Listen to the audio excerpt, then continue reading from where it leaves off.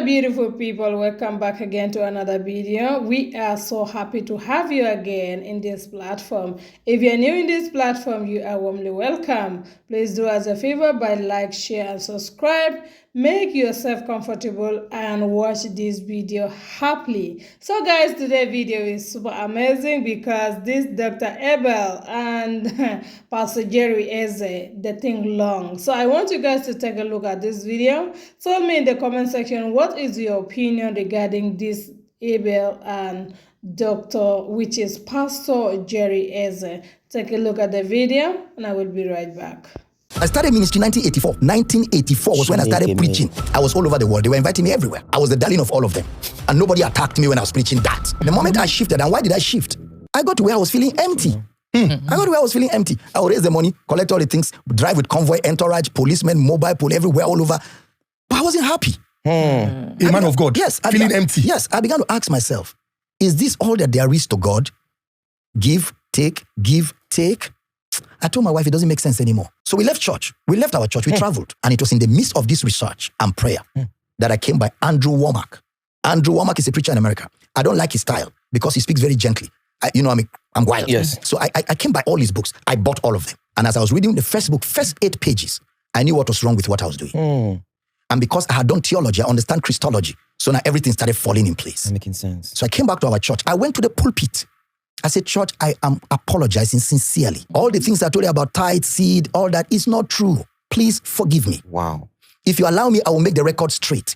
But if you feel you can't trust me anymore, you want to leave, I understand. But those who can stay, I will make the record straight. Half of our church, what God cannot do does not exist. It's not in the Bible. Now, it's important you know that because it's not about sentiments. It's about knowing what the truth is. What God cannot do does not exist. It's not the truth because there are many things that God cannot do that exist. God cannot steal. Stealing exists. God cannot lie. Lying exists. God cannot die. Death exists. God cannot marry. Marriage exists. I mean, there are many things. In fact, James tells us in James chapter 1, verse 13, let no man say when he's tempted, I'm tempted of God, for God cannot be tempted. People think I'm jealous of Jerry. Jerry is by far my younger person in me, by far. He's not even like a son to me, he'll be a son to my sons. So I have nothing to envy him for because it's not about sentiments. It's about knowing what the truth is. I believe in miracles. I believe in healing. To be honest with you, I've been healed though. So I've experienced miracles. Sure. I've prayed for somebody that was blind and his eyes opened in Akwa Ibom. I've raised somebody from the dead. I even have a mark on my finger where I was trying to open the teeth because the teeth had already jammed and the teeth hit my finger. I've seen miracles, but not this RNG that we're seeing today. Are you saying the miracles are RNG? Can't you see most of those crutches are all the same color? They're all brand new. Some of those wheelchairs are all brand new. In what world will people come for a crusade and all of them are carrying the same brand of crutches? And the wheelchairs are all brand new. Maybe they bought it from the same store. That's a question mark.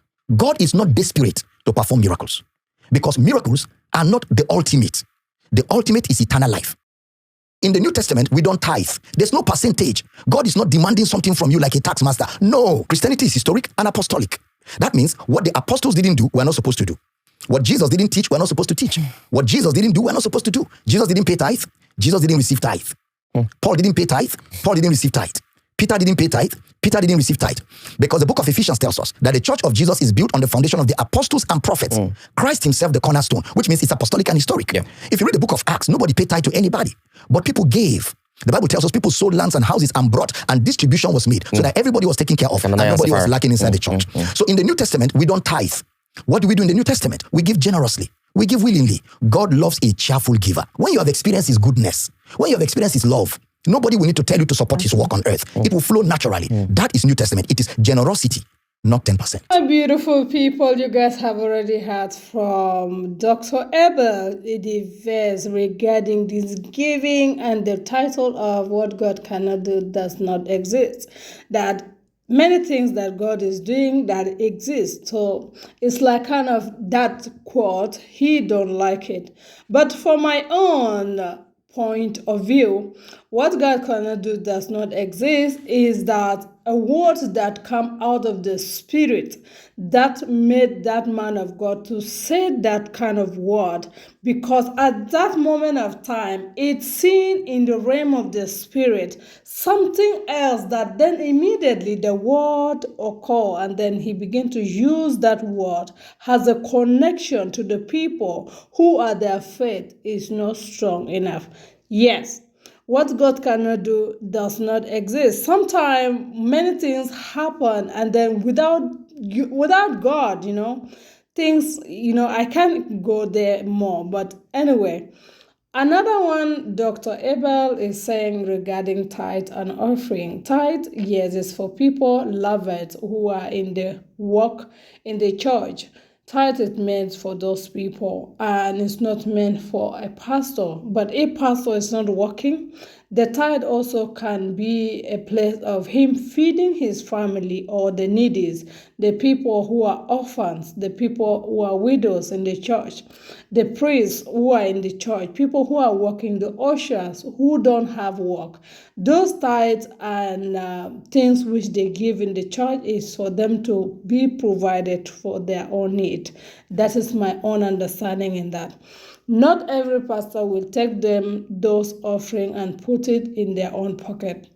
Example, there is one pastor that said that if you're not going to give the offering, that you are not going to see heaven, which is absolutely lie and making people scared for them not to, it's like pushing people, oppressing people on their own money, which is not good. So if God directs you or God telling you one certain dimension, use it properly. Do not misuse it for people not to see it anyhow. So yeah, that is it, my people. That is on my own thought on this. God always provides for his children, and when you work, then the blessing will come. There is no blessing can just come on the table. You need to work for it. If you are praying, you need to pray for it to come to pass. So whatever you are doing in life, you put your trust in God, and for sure, he will meet up and he will bring it to pass. So tell me in the comment section, what is your opinion regarding this giving generosity and giving by force? No be small. Oh. So thank you so much for watching till this moment. Like, share, subscribe.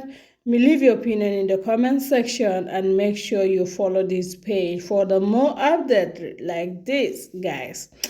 We love you, but God love you the most. Have a blessing day ahead of your time. Love your family and love yourself. Bye for now.